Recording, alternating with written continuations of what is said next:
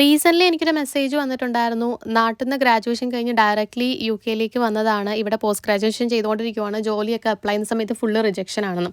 ശരിക്കും എൻ്റെ കൂടെ പഠിച്ച എൻ്റെ ഒരു ഫ്രണ്ട് ഉണ്ടായിരുന്നു. ആൾ നാട്ടിൽ നിന്ന് ബിടെക് കഴിഞ്ഞു, മെക്കാനിക്കൽ ആയിരുന്നു എന്നാണ് എൻ്റെ ഓർമ്മ. അതിനുശേഷം എൻ്റെ കൂടെ ഡേറ്റാ സയൻസ് പഠിക്കാൻ വേണ്ടി വന്നു. ആൾ ഗ്രാജുവേറ്റഡ് ആയി.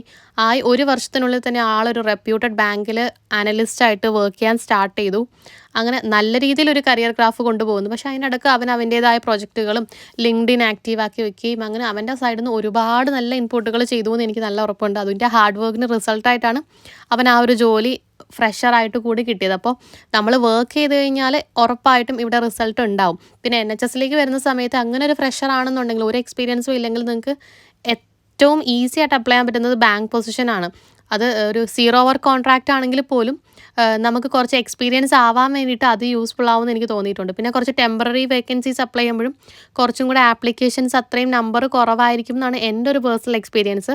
എന്തായാലും ഒന്ന് ട്രൈ ചെയ്ത് നോക്ക്. നമുക്ക് നോക്കാം. ലൈഫ് മുന്നോട്ട് തന്നെ ഹാപ്പി ആയിട്ട് പോസിറ്റീവായിട്ട്.